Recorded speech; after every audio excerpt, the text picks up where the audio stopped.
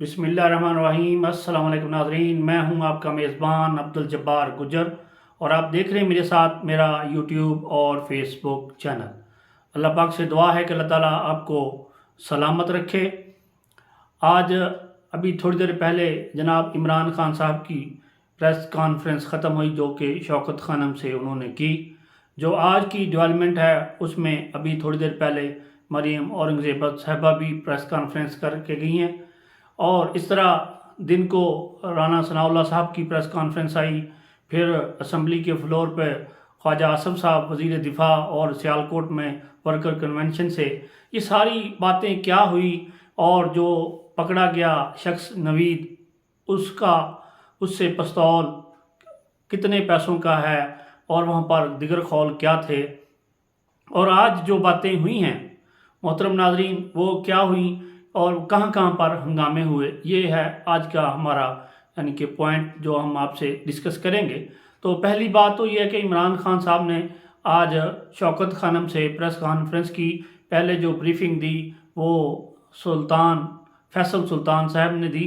तो उन्होंने वो जो प्रोजेक्टर होता है या स्क्रीन होती वहाँ पे दिखाई कि उनकी लेग्स में कहाँ कहाँ गोलियाँ लगी हैं। कोई 4 गोलियाँ लगी, कोई 2 हड्डी को उनकी छूकर चलेगी। उन्होंने ये इस बात का ये अंदिया दिया कि शुक्र है अल्हम्दुलिल्लाह कि कोई जो खून की सप्लाई वाली रगें होती हैं, वेन्स होती हैं, उनको नहीं छू सकी, जिससे इनका खून नहीं बहा और अल्लाह ताला ने अपने हिफ्ज़ो अमान में रखा। ये अच्छी बात है कि वो इस वक्त पाकिस्तान की सबसे मकबूल जमात उसके चेयरमैन हैं। उनका महफूज होना ही पाकिस्तान के लिए सलामती है। अदरवाइज़ कि आपने देखा होगा कि 2007 दिसंबर के बाद जो हालात हुए थे वो कोई अच्छे नहीं हुए थे, मुल्की नुकसान।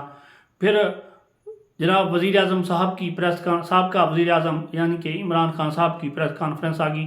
फिर उन्होंने जो मीडिया से कहा कि मैं इनका पीछा नहीं छोड़ूंगा, मुझे 4 गोलियां लगी हैं, अल्लाह के फजल से मैं सेहतमंद हूँ, जैसे ही मैं यहाँ से सेहतमंद होकर निकलता हूँ मैं फिर रोडों पर हूँगा और मेरा वही मुतालबा है कि इलेक्शन होने चाहिए। फिर वो इनको कहते हैं चोर डाकू और इस तरह कहते हैं कि इन्होंने एक बयानिया बनाया कि ये मजहबी रंग देने की कोशिश की कि हालांकि मैं रियासत मदीना और इस तरह की बातें करता हूँ कि मैंने वो वहाँ पर यानी कि सलामती कौंसल के वहाँ पर भी जाके इस्लाम का मुकदमा लड़ा। फिर कि उन्होंने जो अपने कातिल हैं उनका नाम यानी कि इस वक्त के मुल्क के वज़ीर आज़म वो और मुल्क के जो वज़ीर दाखिला हैं उनका नाम लिया। एक तीसरी शख्सियत का नाम भी लिया, वो यहाँ पर लेना मुनासिब नहीं है मैं समझता। कि इसके बाद मोहतरम नाज़रीन जो इससे पहले आज कुछ जुमे के बाद आवाम सड़कों पर निकली, कराची पर देख लें जो वहाँ पर कई लोग तो गिरफ़्तार हो चुके हैं और इस तरह का हंगामा या इस तरह के हालात कराची में हमने नहीं देखे कि आवाम कैसे निकली है। फिर अगर आप पंजाब में आ जाएं, पंजाब के रात तो तमाम ही शहरों में ट्रैफिक बंद थी और लोग सड़कों पर थे। आज जुमे के बाद फिर उन्होंने घेराव किया गवर्नर हाउस का और वहाँ पर टायर जलाए और वहाँ पर झंडा लहरा दिया और बाद में फिरोजपुर रोड पर जाकर उन्होंने वहाँ पर धरना दिया।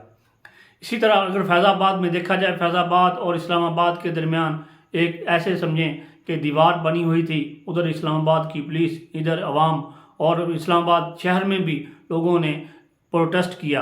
इसी तरह मुल्क के दूसरे हिस्सों में कोयटा में चले जाएं कासिम सूरी की क़यादत में, और अगर पेशावर यानी कि KPK में चले जाएं वहाँ पर तो इनकी पार्टी की हुकूमत है और पंजाब में भी है, तो वहाँ पर लोगों की कसीर तादाद सड़कों पर आपको नज़र आई होगी।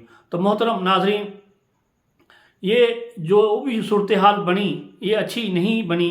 हुकूमती वज़रा को अपनी गुफ्तगू ऐसे करनी चाहिए जैसे कि इनके किसी ज़माने में वो अपना आसफ़ अली ज़रदारी साहब ये कहते थे ख्वाजा आसफ़ साहब के बारे में कि ये पंजाबी में अंग्रेज़ी बोलते हैं, वो अनफोल्ड को शुरू करते हैं और फिर अनफोल्ड ही कर देते हैं।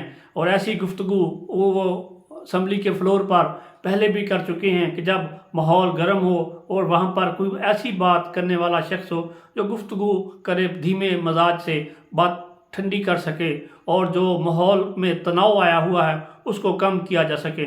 आपने उसकी तकरीरें पहले भी सुनी होगी कि وہ ٹریکٹر ٹرالی کا خطاب دے چکے ہیں ایک محترمہ کو. یہاں اس طرح کی گفتگو، حالانکہ آج پچھلے ٹائم جو پریس کانفرنس کی وہ تھوڑی سی اس میں وزیر داخلہ کی باڈی لینگویج تھوڑی سی تبدیلی آئی، مگر جو دن کو تھی وہ آج فتنہ فساد اور یہ انہوں نے نہیں بولا، بلکہ وہ عمران خان صاحب ہی کہتے رہے. کچھ بہتر باتیں کی ہیں بنسبت پچھلے دنوں کے. اور یہ کیونکہ اس طرح کا ایک ماحول بنایا گیا تھا کہ ان کو حملہ کر کے مارا جائے، کس نے کیا اور اس میں کون کون شامل ہے، یہ تحقیقات ہونی چاہیے، جے آئی ٹی ہونی چاہیے.